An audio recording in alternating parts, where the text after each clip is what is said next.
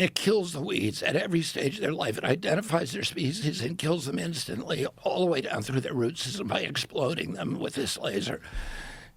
And yeah, here's one of the... This is what it looks like? Yeah.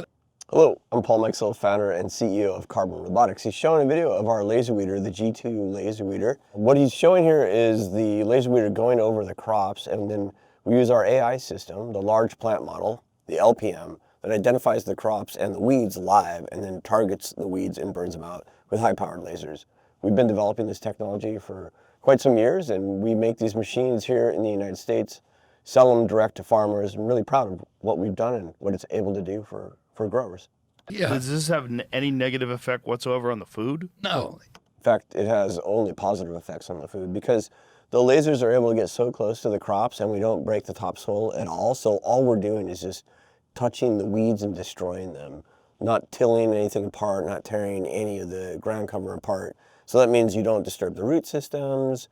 That means you don't disturb the topsoil in a way that's going to mess with the vegetables growing underground. And it's totally a positive effect all the way around. In fact, you get a 30% increase in productivity. That 30% increase number comes from a study that we did with the University of Wisconsin that was done in a farmer's field, live test, pretty easy to test to run, just show you get a lot better yield with the LaserWeeder. So 30% yield improvement from running LaserWeeder, because again, all it does is just kill the weeds. It doesn't mess with anything else in the system. Of the farm. And the growing season is shorter, shortens by 3 weeks for onions. So, and that is a huge economic boom. You just zap the weeds? It pays itself back, and for some of these farmers, it pays itself back in 9 months. Yeah, that's right. We're really proud of that fact as well, making growers more profitable, more consistent in their operations. It's $1 million. That's a $1 million machine, but it pays back. They're paying. Vegetable field, this onion producer in South Texas, the biggest onion producer in Texas, she has 8,000 acres.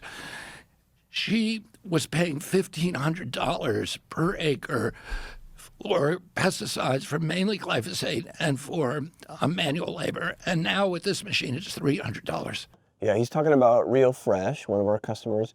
We did a great grower story with them, and we also did some media with the AgriFluence people to highlight what they were doing with LaserWeeder. They have multiple machines, really big fans of them, and thanks to Real Fresh and specifically Courtney and Fred for their time on this. She's saving over $1,000 an acre. Is this showing how it does? She's got 8,000 acres. So it's $1 million machine, which sounds like a lot, but you got 8,000 acres and you're paying $1,500 an acre per growing season. Interesting. There's all these kind of new, exciting technologies that give us a light at the end of the tunnel to transition, and it could be very, very fast. What the president wants to do is accelerate that. He says, yeah, we can't allow the company to go bankrupt. We can't allow foreign interference, but we got to get off of this stuff. We got to give these farmers an off-ramp so that they can get off it because they don't want to be on it. And nobody wants to be on it. Without crashing the food system. So this is a bridge. This is a bridge to Yeah, an ultimate. exactly. So the path you think would be technologies like this for weeds. What about for bugs? But yeah, they can do it for bugs too. So does it just zap the bugs? They zap the bug. They identify them and zap them.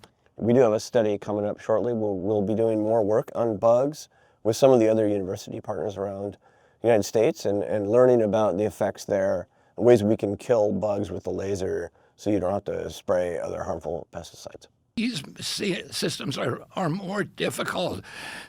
They're not yet economic in the cornfield, the row crops. They're economic for organic corn, and I talked to an organic corn farmer who was in love with his machine. Yeah, he's talking about Clear Creek and Greenleaf Acres out of Colorado and Iowa. Thank you to them as well. And I'm really impressed with the amount of diligence and expertise that Secretary Kennedy has gained learning about this product and what's happening in the food system. But in the row crops, these guys, the vegetable crops are paying $1,500 an acre. Row crops are $50 an acre. And so to get economically to their level, they have to scale enormously. So that is, how do we help them do that? How do we bring Silicon Valley entrepreneurs and billionaires in to start investing really heavily in these kind of technologies? And let's get off of this stuff. Yeah, that is what we want to see, is more investment in the space, more in ways in which we can take the newer technologies that we've been creating for things like AI, self-driving cars, etc., and apply it towards farming and our agriculture sector so that farmers are more productive and that we get healthier food.